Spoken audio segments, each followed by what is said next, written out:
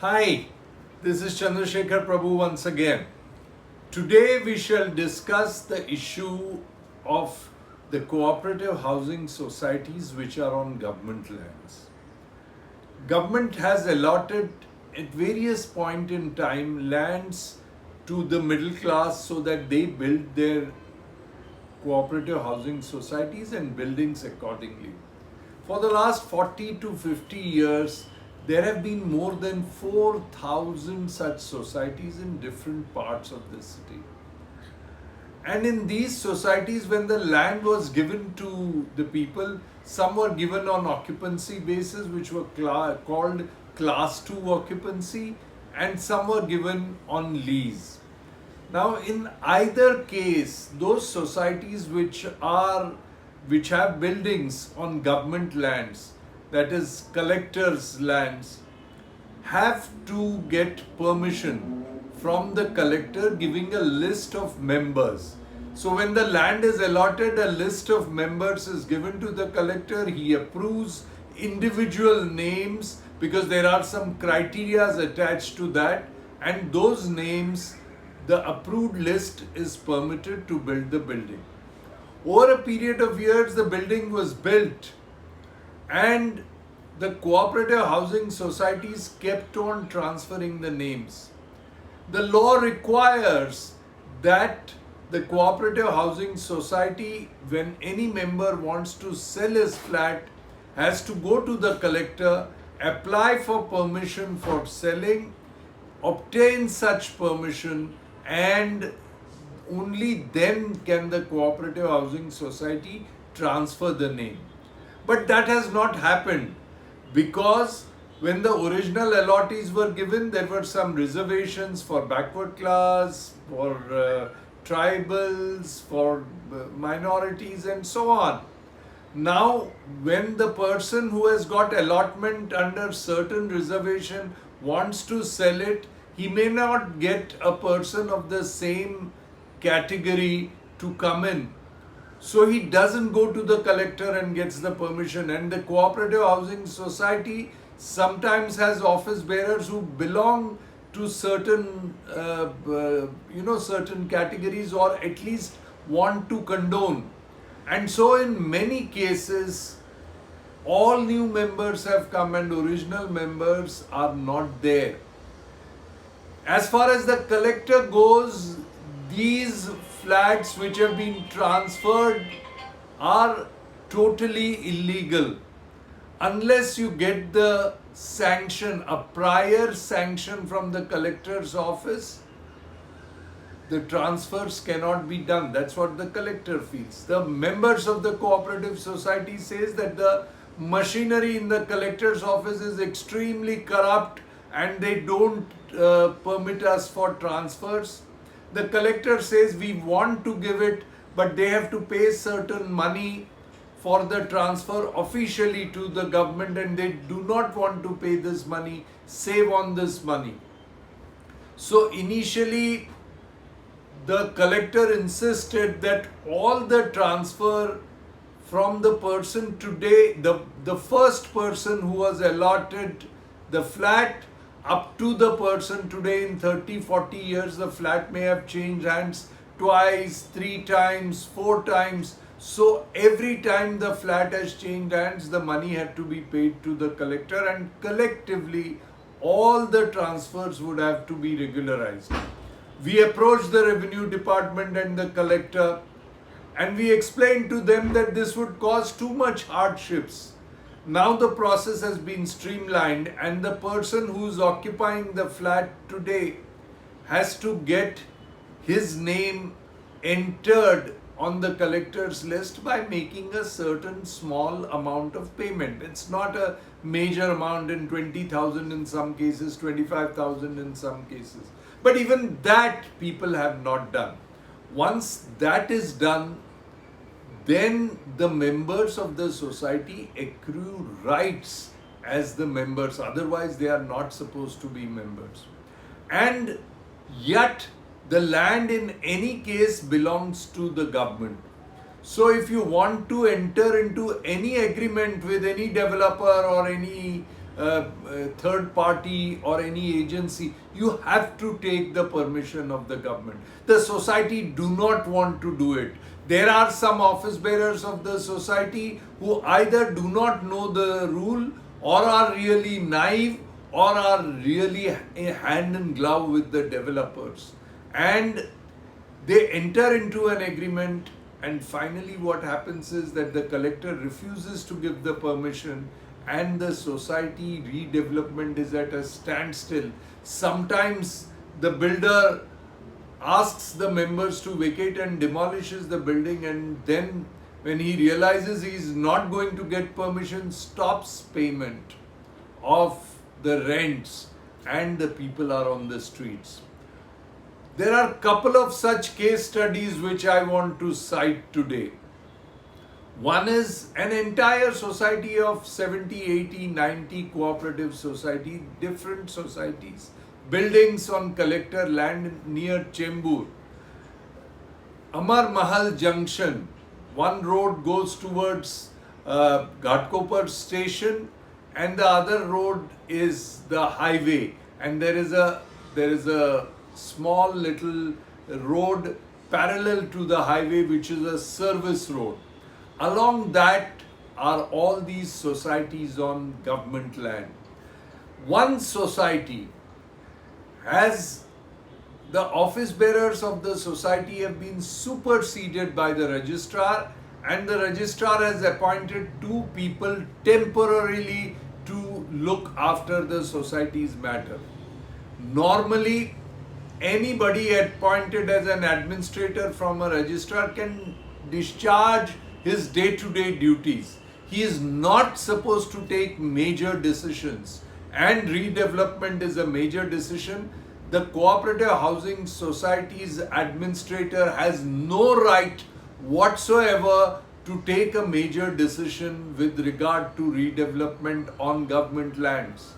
Because the right to give such permission is there with government, and the right to make an application is there with bona fide members. So unless all your members have been declared as bona fide members by the collector, which means all your transactions from the day the plot was allotted till today, where the flats have been changed and transferred illegally by the societies, need to be regularized. Unless all this happens, you are not the owner. The members are not the owners of the land which has been allotted to them, and there is no way in which they can get redevelopment permission. Knowing this, despite being pointed out to this particular cooperative housing society, which is very near Amar Mahal Junction, in between from Chembur and Ghatkopar, this particular society, which was one of the oldest societies on government land, the administrator, two members of the society were appointed administrators by the registrar. They got all other members to sign with someone whom they called a development manager.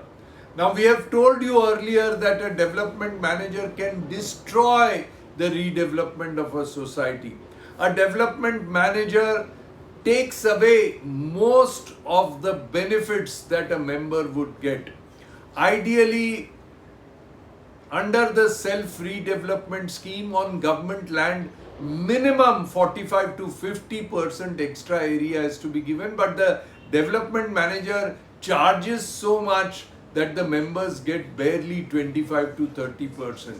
So we have said that development manager should not be there. I have said it in my innumerable videos that the development manager model is not the correct model. Builders are trying to take a backdoor entry into self-redevelopment projects by projecting some of their stooges, their chamchas as we say, as development managers.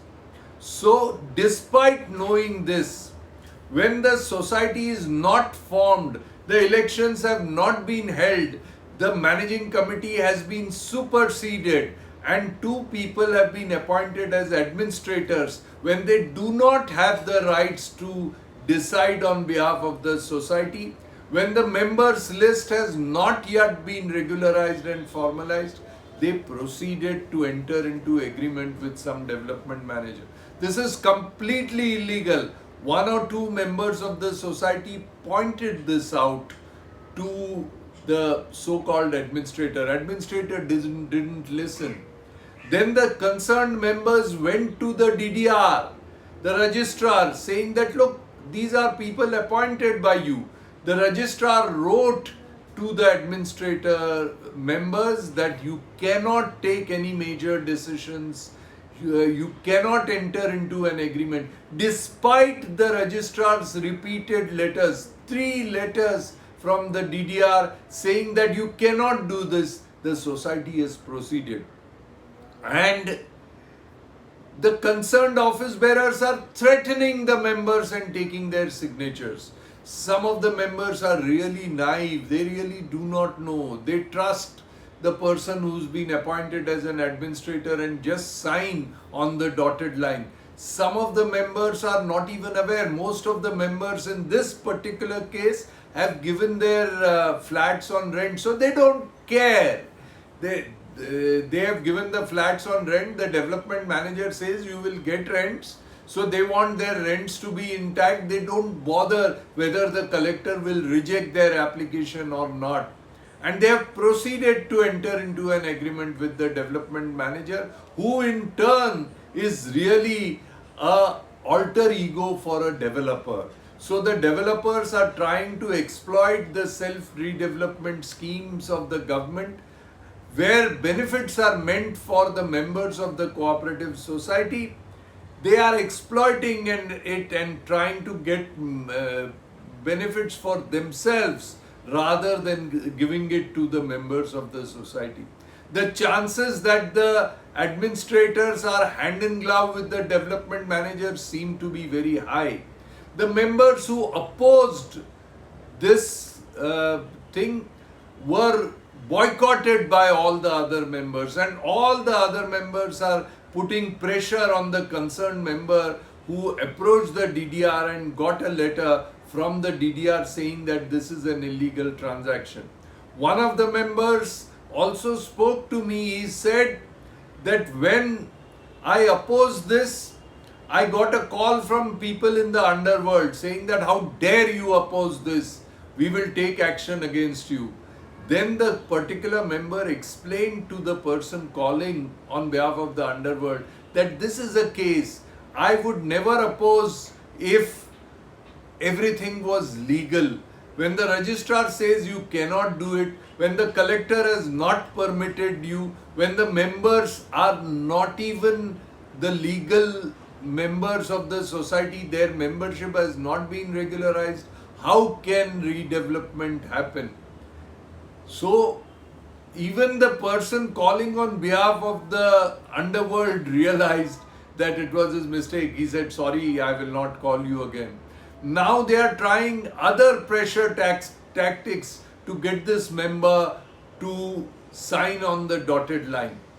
This is what is happening in Mumbai and in a place like Chembur, behind Amar Mahal, on the road where the shopper stop is there. An entire colony or 50 to 100 buildings. Out of that, we are talking of 2 societies. One society is initiating and the other society is following it. This is one case study. Now, in the same colony, there are other 2 societies wherein one of the chairman of the societies called me, said, will you guide us? I said, of course, I am there to guide cooperative housing society. They said, we have chosen our builder. I said, how can you choose a builder? Have your members been regularized? Has your society approached the government for redevelopment? Have you converted your lands from the present user, either a leasehold or occupancy of B grade or category 2 into freehold?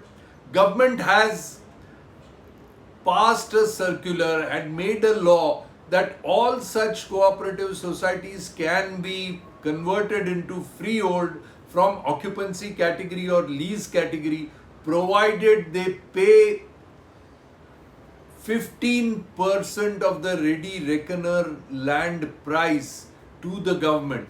Now, as you know, 15% of the ready reckoner land price is something beyond the reach of all the members. It would work out to 15 lakhs, 20 lakh per member. In some cases, in prime areas, it would be even more than that.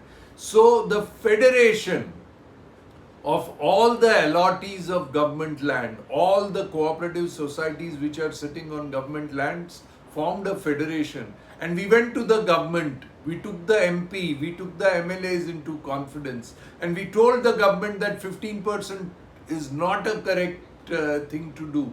And imagine the lands on which cooperative societies in Mumbai stand are being made to pay 15% of the ready reckoner price.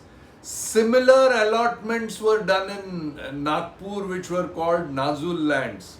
For them, the rule to convert themselves from occupancy rights to ownership is payment of 5% of the ready reckoner price. So Nagpur people on government land can become owners by paying 5%.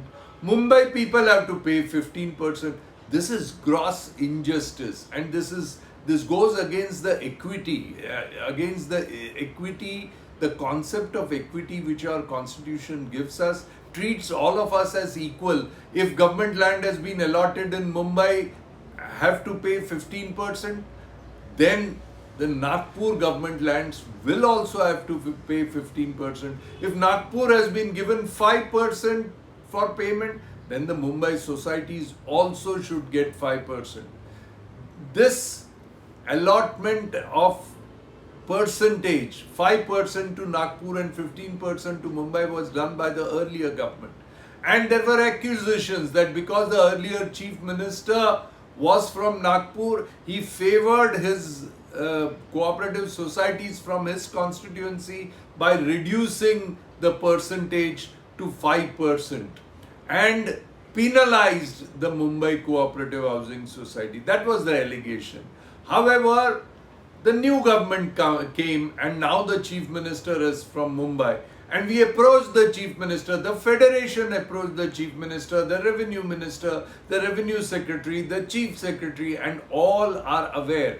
The government is soon going to take a decision, and I feel that the government has no option but to reduce the percentage from 15 to 5. So when this is going to happen, the builders have realized that if the money is reduced and the members can pay it on their own, then no one will go to the builder. That is why they are catching hold of office bearers and bribing them perhaps, and then making them take a decision to go to a builder. So these two societies from the same colony, one is being under the administrator, and two people who have no rights whatsoever to approach the people for redevelopment have taken the lead and signed up with the development manager. And in the same colony, another two societies have signed up, have decided to sign up with the builder. They have not yet signed. So this is an appeal to the members of Chembur area. This is an appeal to all the members of cooperative housing societies who have their buildings on government lands. Please don't be cheated by some office bearers who promise you false promises. Please don't appoint a development manager and sacrifice your benefits to benefit that development manager. Please don't appoint a builder because you do not have the authority to appoint a builder. What you should do is first get your flats regularized, then get the list of members regularized from the collector, then get your property transferred from occupancy rights or lease rights into freehold by making certain payment. Present payment is more, the new payment is going to be less. So you do that, and then You can do what you want, you can go under self-redevelopment. If you go under self-redevelopment, you would get at least 50% of the existing area free of cost. Plus, you will get twice the amount that any builder would promise you as corpus. So, more area than what a builder can give, more corpus than what a builder can give, better planning than what a builder can give, better quality construction than what a builder can give, and timely completion which builder will never give. All this is possible for people on government land. So once again, those living in the Amar Mahal Junction area between Chembur and Ghatkopar, those living opposite the shopper stop, all those cooperative housing societies on government land, may I request them, and through this channel request all the 4,000 cooperative housing societies on government lands, please do not fall prey to the builders' mechanizations. Please do not be cheated by the builders. Please do not be cheated by the so-called development manager. Hold on, very soon the government decision is going to come and we shall all benefit. With this is Chandrasekhar Prabhu bidding you au revoir, promising you to be back with many more posts. Bye for now.